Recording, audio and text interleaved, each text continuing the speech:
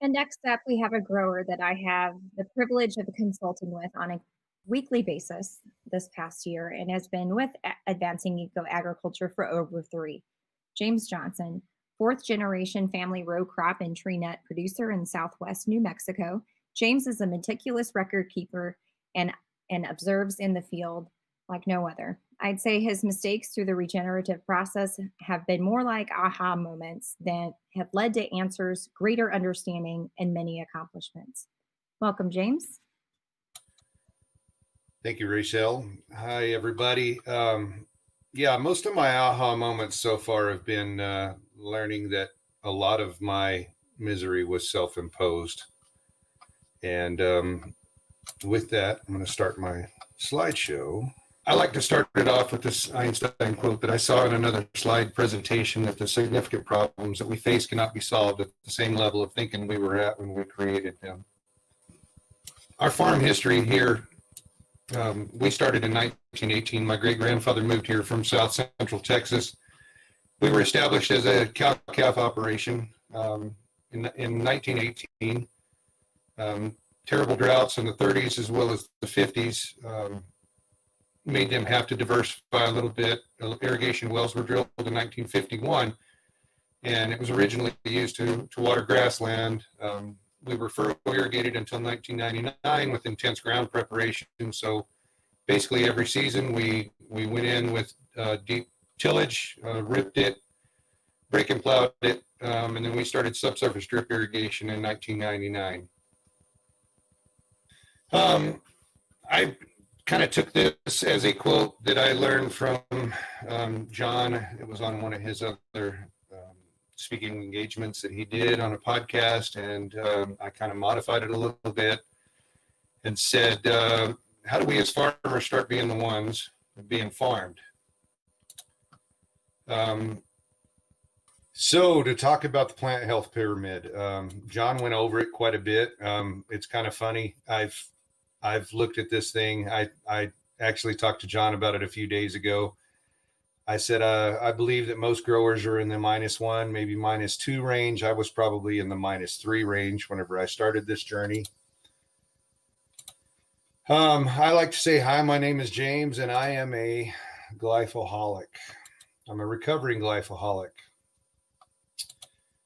At a 3,100 acres of cropland in 2017, I used almost 1,600 gallons up to almost 2,700 gallons in 2018. 795 in 2019, and down to 340 in 2020. I'm at least headed in the right direction. One of the ways that I believe that farmers are being farmed, you look at the caps. There's my wife and I on vacation on the beach, and I've got a Helena chemical hat on, and then two of my boys, my older boys, wearing the exact same cap. So you know, he's been farmed just like I was farmed, grew up in this. Chemical companies, seed companies, and these guys are the ones that are actually farming the farmer at this point. I'm giving a little bit of a, I guess, a look up things that maybe most people don't show.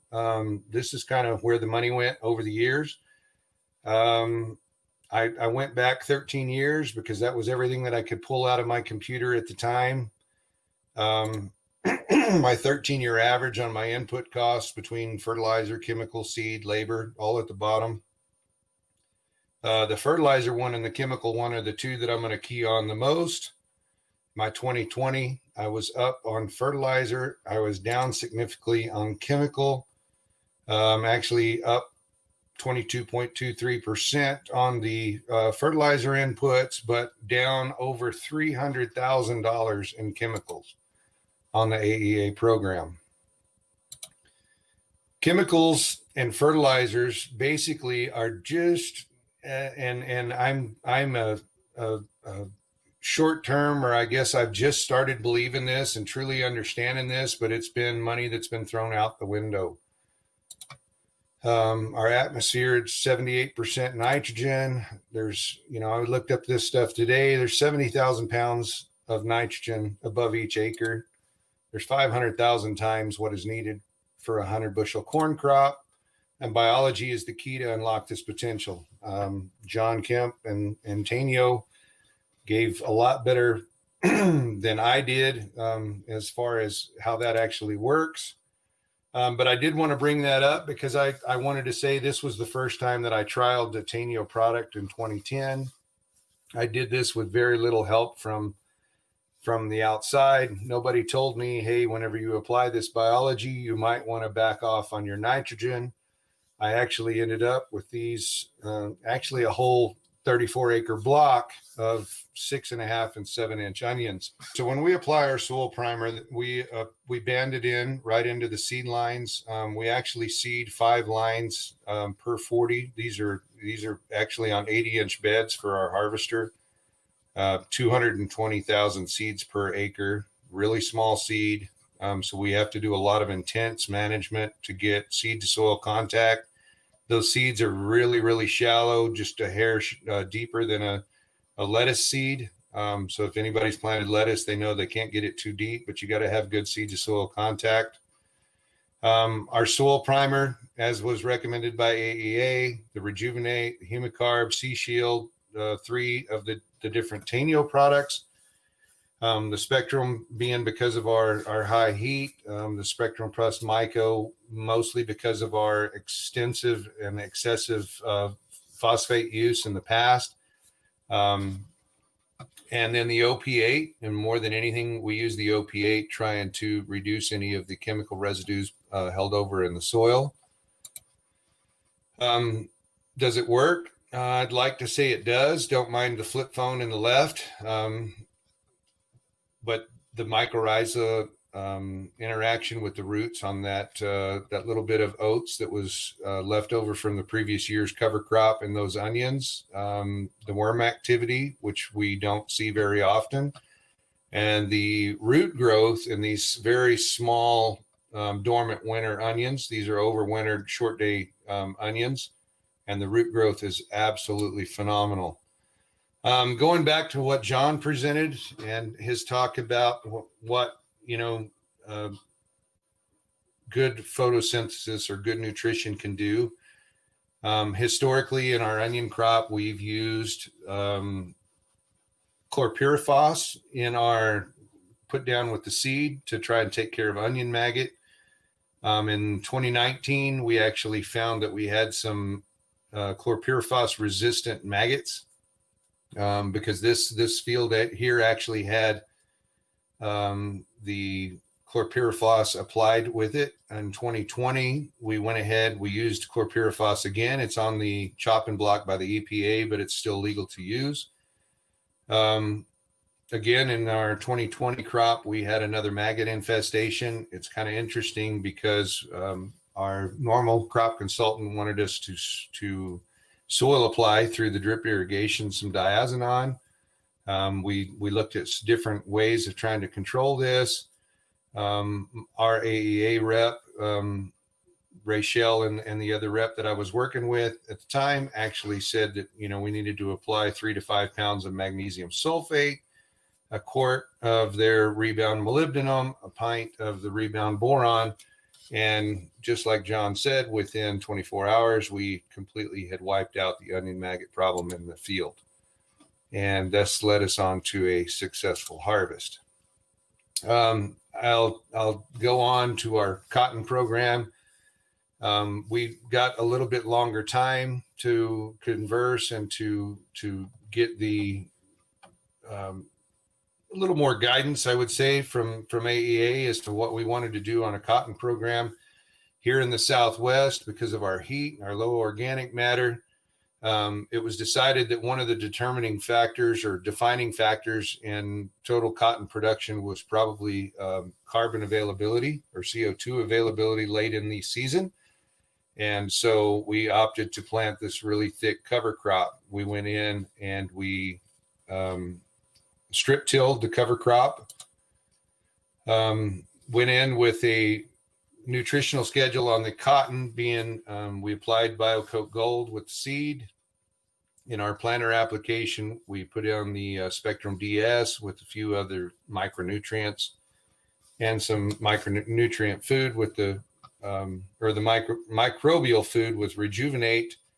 and we actually planted right into that standing cover. If anybody wonders why a glyphosate would go back to the bottle, we had a really hard time getting this cover crop to terminate, and we had to get it under control because it was going to overrun us.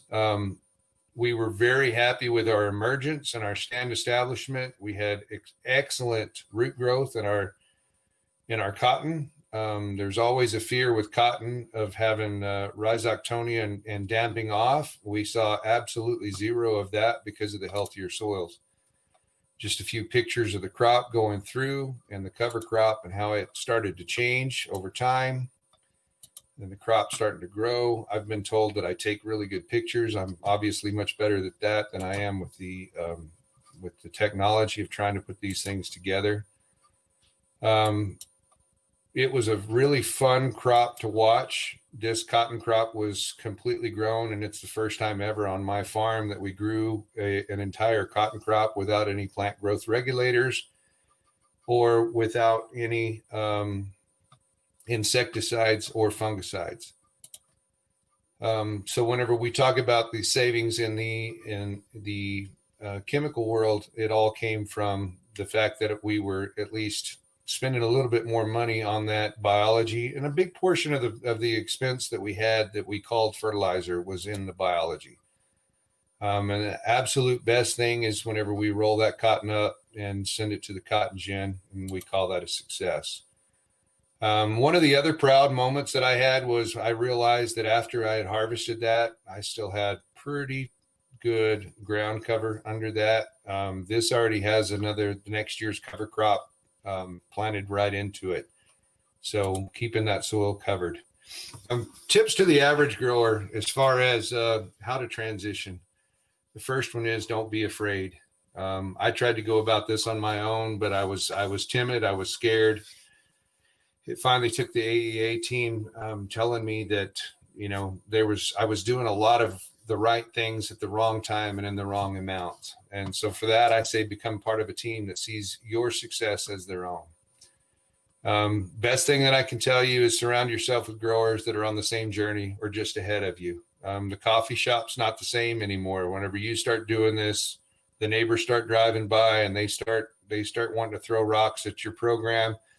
They did that all summer with me right up until harvest time. And then at harvest time, I had a lot of interest in what we had going on.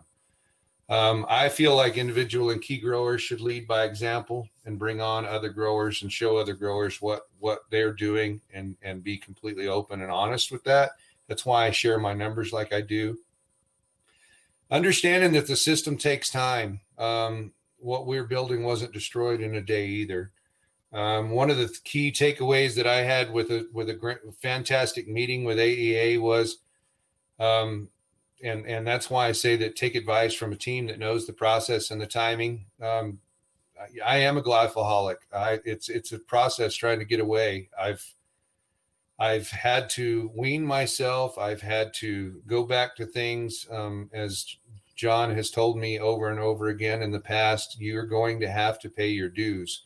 You have made a lot of mistakes, and to get this thing back into the top tiers of the pyramid, you're going to have to pay your dues, and that's going to take time. The last comment I put on this slide, you may have to adjust your operations in more ways than you think. Ultimately, my journey with AEA, I started with one crop consultant that had been a crop consultant for my family longer than I had been alive.